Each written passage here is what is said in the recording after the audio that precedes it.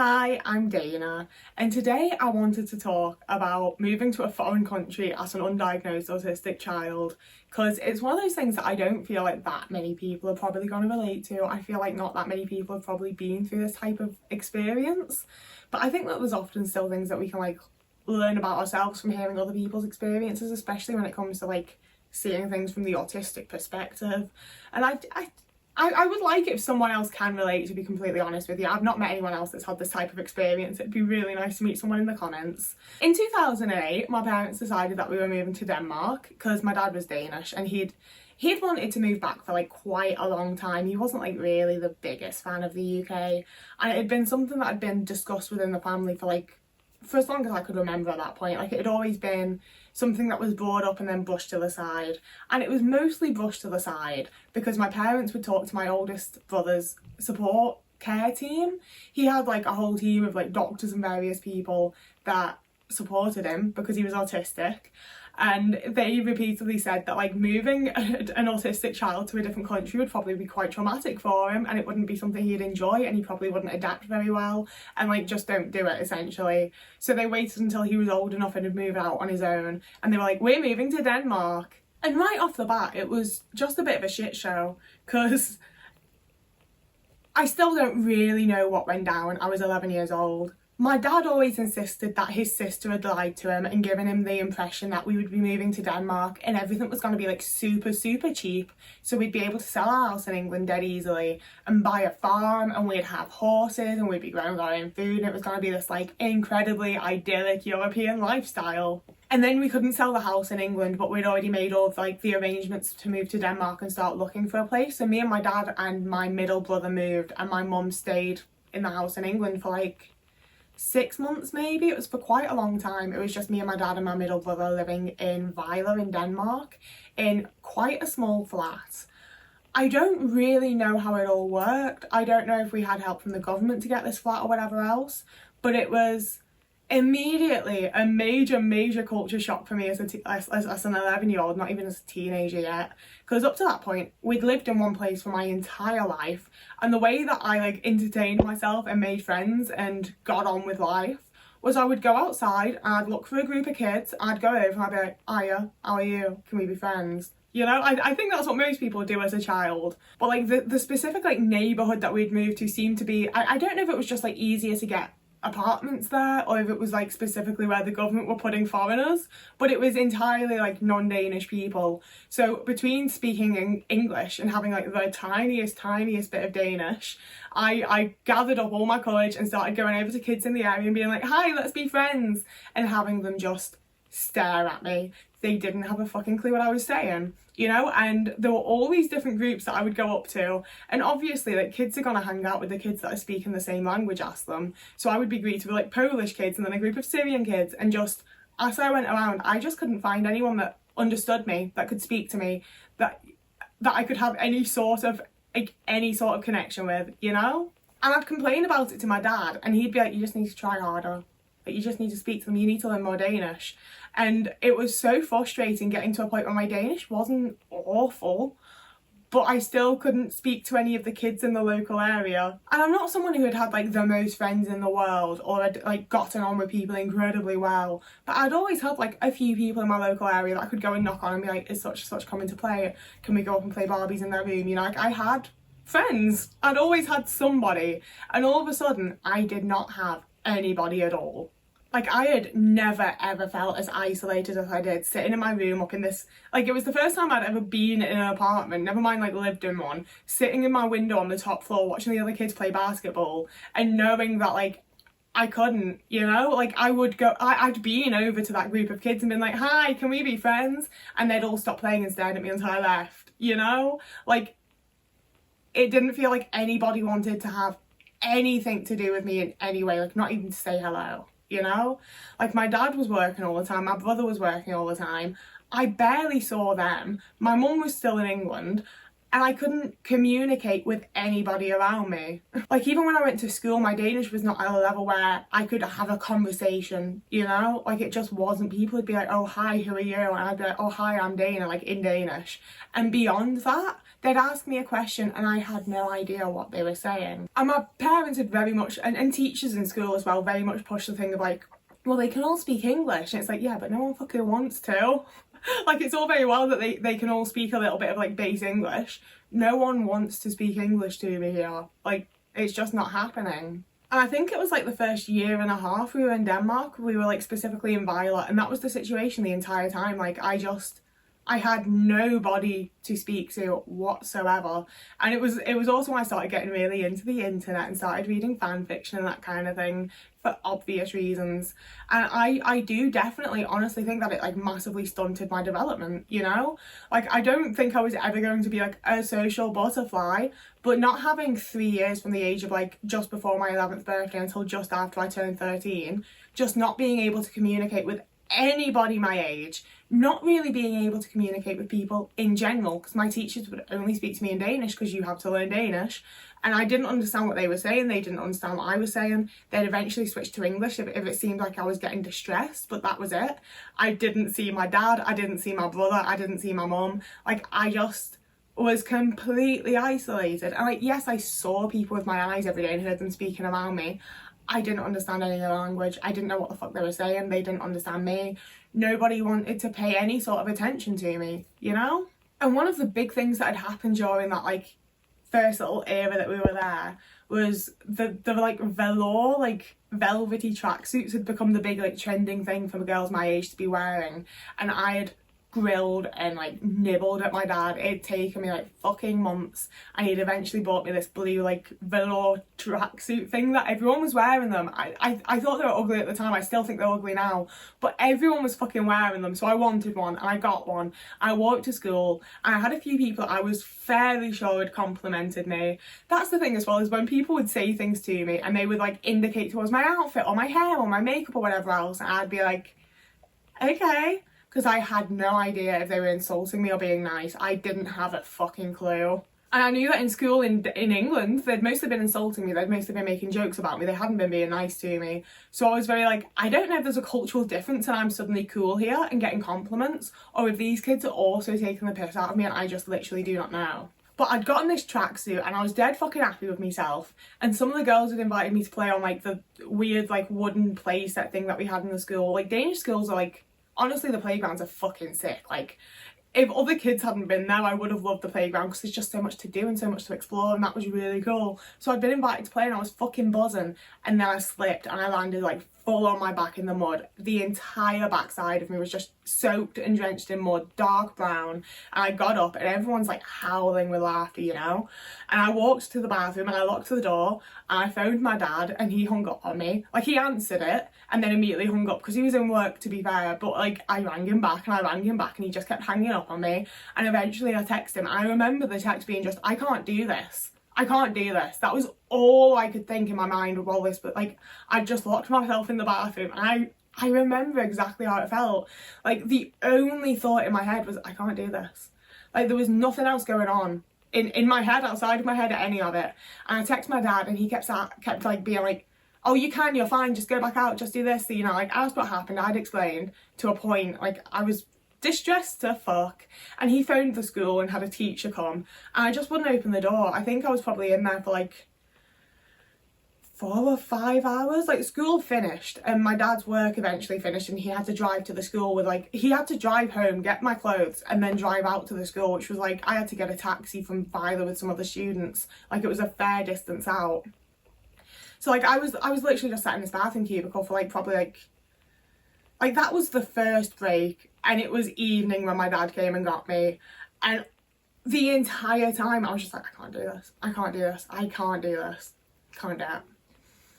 And like, even now I don't have like other emotions towards it. It was this moment I realised, like, I'm not going to settle here, I'm not going to fit in. Even if I learn enough Danish to like understand and speak to people, I'm always going to have this fucking accent and they're always going to know, and they're like, I'd already spent so long being disliked without being the different foreign kid, And I was like, you know, this is never ever going to change. This has just gotten worse. This is just a worse thing than it was before.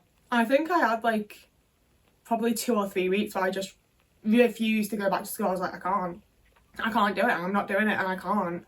And my dad had to go to work, so he was just like, fine, fuck this, and went to work and left me. But eventually he was like, well, you have to go to school. So I did go back, and I finished my time at that school. I finished that year, and then we moved to Holstill, which is like, it was just a tiny little village sort of outside of the Reba area, I think. It doesn't matter, does it? But that was, again, a terrible decision. Like, even living in Vila, which was like a fairly large city, people didn't love us being English. Like, when my dad would speak to like people in shops and things like that, they'd be polite, they'd smile, they'd be nice. And by this point my mum had moved over, and when we spoke to people in shops and had to use English, they were like actively grumpy. They were actively very like you know, like they didn't like foreigners being there. And like, I was gonna say fair enough, but not fair enough. I don't think that's the stance that anyone should be taking about anybody. But you know, like, it was a weird experience being white and having people be like friendly towards you until you speak, and you speak Danish with an English accent or have to speak English, and their entire like attitude towards you just changes. That was weird. I didn't like that. But like, I also had the extreme awareness from like, you know, like, I was being put into like you kids need to learn Danish, you've moved to Denmark classes. So the majority of kids in my classes were like brown kids and black kids and like Asian kids.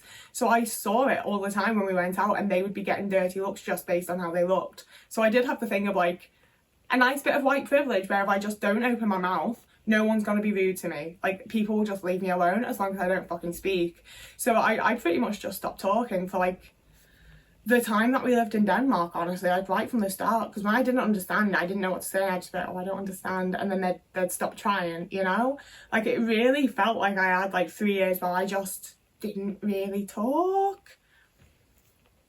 Especially because like my dad was always working, and when my mum came over, like, I never had a great relationship with my mum. And then she was super fucking depressed, and also happened to go to school to try and learn English, to learn Danish. And also like had the pressure of like, you need to get a job, we don't have any money. Like, I understand that there was like a lot of pressure on my mum, but she also made it all like just significantly harder for me. And like, the times that I did speak to her, she wasn't nice to me, you know? Like, it was kind of quite fucked. So the school in this little village had like 150 kids in it, maybe, at a stretch. Like, it was a really small school in a really small village. So very quickly I got to know like everybody that was there, everything that was there. I knew this village like the back of my fucking hand, and I was just like, I'm trapped here, you know? Like, I deeply hated it, and I was incredibly depressed, and it wasn't taken at all seriously. Like, my parents took me back to a doctor in Vila, and basically like sat in front of me and shit talked my entire personality in every way that I'd ever behaved. And that was when I was diagnosed with depression and anxiety, which still follows me on my record to this day. It's the only diagnosis that is actually like on my doctor's record. They're still really shocked when I tell them I'm autistic, even though I was diagnosed with the NHS and not some random guy in Denmark fucking 14 years ago or whatever. Like, okay.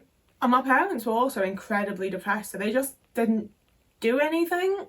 And like, I'm not going to go into detail, but like, I began self-harming and having just a lot of issues that were completely ignored, you know? Like, the only people that would have realistically noticed anything at all were my mum and dad. And they just, like, I found out years later that they'd been aware of it all the whole time, and they just didn't have the energy to like be a parent, to try and help their 12-year-old daughter. Just left me to it. But the one upside of moving to this town, well, to this little village, was that like they didn't have a class of kids that were there to learn Danish, you know? Like, I just had to go in and be with the usual people. And that meant that I met the one fucking friend that I had in the entire time that we lived in Denmark. I've not managed to keep in contact with her. I have no idea what's happened to her. But her name was Alexandra, and she was from Romania, and she spoke perfect fucking English. Like, she spoke incredible English. So we became friends because we could speak to each other. Her Danish wasn't like incredible, so she couldn't really speak to the Danish people. I still couldn't speak particularly good Danish, so I didn't speak to the Danish people, but we could speak to each other in English. And it was a bit awkward because I'd just gotten really into Twilight and she'd just gotten really into Justin Bieber. And like, we had all sorts of like silly little squabbles and stuff. But it's one of those things where like, I look back on that with such fondness because she was the only person that I had to fucking speak to in Denmark. But it is sort of just while talking about it here now that it's like truly struck me that I flat out didn't have a person to speak to. I didn't have a friend. I didn't have anybody for like 2 years, a year and a half. I think it would have been about a year and a half before we moved to the village, and then we had like a month there where it was the summer holidays, so I didn't really get to meet anyone. I didn't really speak to anyone until we went to school. And then I had like my year and a half where I actually had a friend, one singular friend. And like, our parents were quite overprotective, so we didn't even get to hang out all that much outside of school, but just having somebody that I could speak to in school, it changed, it absolute lifesaver. I do not know what I would have done without her. But I honestly, like, even though I didn't feel like people were like people ignored me a lot more at this school. Like, I was just there and people didn't have all that much to do with me. I had a handful of times, like one time a boy had like grabbed my fucking Twilight book out of my hands and like run around the school with it, and I'd chase him and then fallen over on these chairs and got stuck, and it was fucking humiliating. Like, I had the odd moment like that, like I think most people do in school. But for the most part, I was just left to it and ignored there, and I really appreciated that. But because we didn't have like the separate, like, you're not the real Danish kids, you don't get to be with the real class, because we didn't have that, I had to just fully integrate, and I couldn't. Some of the, I'm sorry, I don't want to like shit on Danish culture, and I am technically half Danish as well, by the way, but some of the shit they did was fucking insane. Like, we did a fucking Santa Lucia fucking like ritual ceremony at some point. It was like fucking midsummer. They had us all go back to school at night in white dresses to like light candles and wear little flower crowns. It was kind of fucking weird.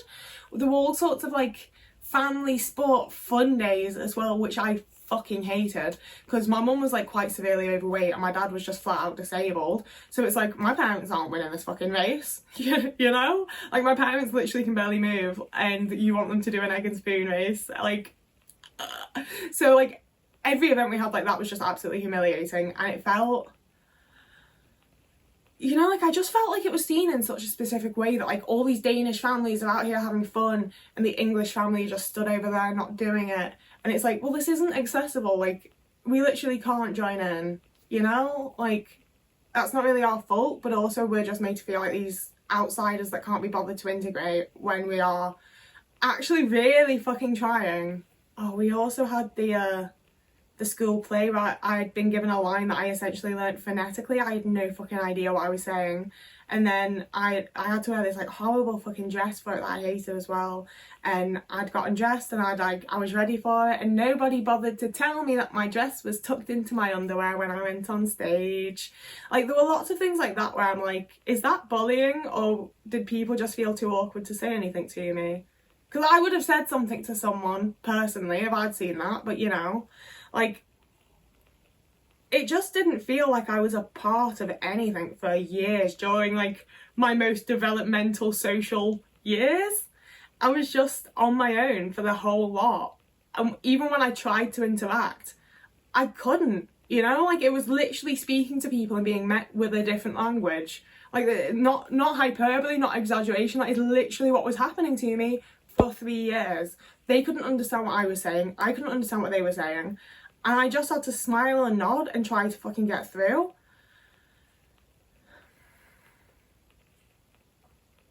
All the while, my home life was falling apart. My family were like, well, it was just my parents, it was just me and these two adults who just, if they were in the house, they were locked away in separate rooms and sounded really pissed off if I spoke to them, and I just had to deal with it, you know? I'll give that towards the end of the time that we were living in Denmark, my dad converted like the big loft room into a bedroom for me, and the house we had was fucking weird, I'm not going to explain it, but there was like a corridor and then this really big room, and he had made that into like a slightly smaller room and then done shelves along the corridor's wall, so I had all of my VHS tapes. Getting home from school, leaving all my school shit downstairs so I didn't have to fucking look at it or think about it, and going upstairs, opening my bedroom door to immediately see my wall of videotapes and just choosing one and sitting down with my tape after school and getting to watch a film. That was the highlight of my life in Denmark, genuinely. Because my aunt had been getting rid of a really big TV as well, and I was like, can I have that? And she was like, oh yeah, of course you can. So my cousin had dropped it off for me, so I had this like, it was one of the, like, bear in mind it's like 2011 and this is a TV she'd had for like 10-15 years, so it was like fuck off big back telly, but it was like 32 inches, like it was a big screen. I had a little couch and my cousin had got me like a candle, it smelled like a blueberry muffin, and like that was the only bit of like niceness and comfort and feeling okay that I had for the 3 years that we lived in Denmark. Like even going to family events, because we had like my aunt and my 2 cousins out there, and we'd go to family events and hang out with them and see them and have dinners with them and stuff. And even that was very like, especially as I got to understand more Danish, it was all the more awkward because my aunt quite often just would sit and shit talk my mum, and like, you know, they'd want to know about me and I'd be like, I go to school, I come home, I watch a movie, and they'd be like, what about this and what about that, and have you tried this, have you done that? And I'd be like, no. Like there are things I'd need to have Danish friends to do, and I have one Romanian girl that I speak to in school, and then her parents don't really let her out all that much. Like no, I haven't been to all these places and been on these bike rides and done this camping trip. I don't have anyone to do it with. I didn't know that's what people were doing. No one speaks to me. And it was also like kind of traumatizing, if I'm being honest, to then, we didn't officially move back to the UK, okay? Me and my mum came back on holiday for Christmas, so we both came with one suitcase. And then she was like, we're actually not going back and your dad's gonna have to deal with all of that. And that was a whole different thing. That was kind of even fucking worse, to be honest with you. But it's one of those things where I was like filled with joy. I was so excited to move back to the UK and to go to a British school and to speak to English kids. Well, I mean, we moved to Wales, so like, I mean, they were English kids, to be honest with you. Vale is filled with people that have just moved from Liverpool or Manchester. I don't know why, because it's all a little seaside town that doesn't have any actual... I think a lot of people hate the town that they went to high school in.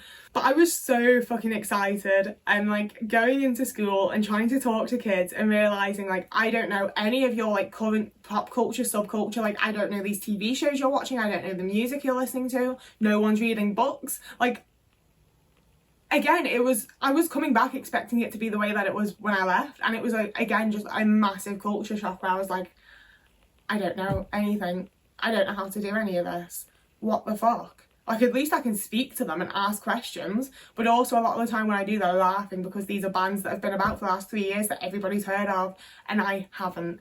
Or like, I was quite often accused of lying. Like, I'd be like, oh, what is that? Like, about like a movie or a TV show or whatever else. And people would be like, oh, fuck off, you're just looking for attention, of course you know what it is. I didn't have a clue. I didn't know. But yeah, that's the video.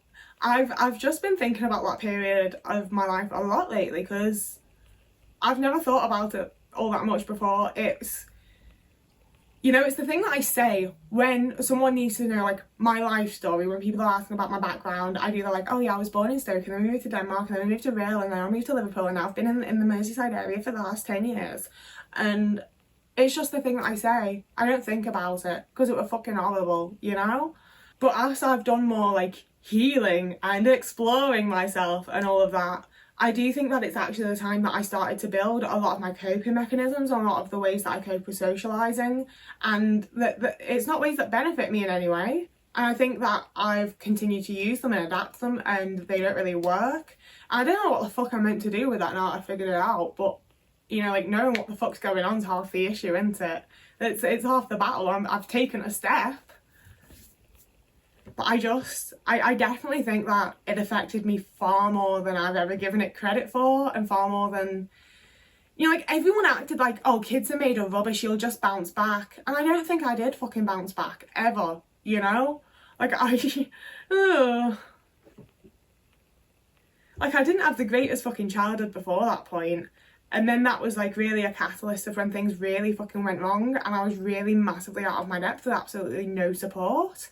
And now here we are 17 years later and I'm like, I think that affected me. I think that being completely isolated and disregarded during some of my most formative years of like socialising and learning how to be a person actually probably did really have a long-term effect on me. Like I said at the start, if anyone has a remotely similar experience, please do let me know. And to be fair, I do think that like, being so like involved in my head about my own experience made me forget that like a lot of people do experience this. It's just with their parents moving them to like England or America from another place and not the other way around. But yeah, if anyone's been through anything similar, if anyone gets what I mean, if anyone has any fucking tips or advice, or like, this is one of the few videos where I would welcome you to tell me what you think that means for me and what kind of like, you know, diagnose me. No, don't. But yeah, that was, it felt a lot like the start of my life going to shit. I don't want to say that, but it's true. So yeah, if you'd like to subscribe and see more videos like this, please do. Please like this video to help me in the algorithm. You can also find me over on TikTok, where I've been posting like pretty consistently, Blue Sky where I don't, and Instagram where I do sometimes. But for now, that's today's video. Whoever you are, wherever you are, if you have a lovely morning, evening, day, afternoon, month, year, and I'll see you again in a couple of days.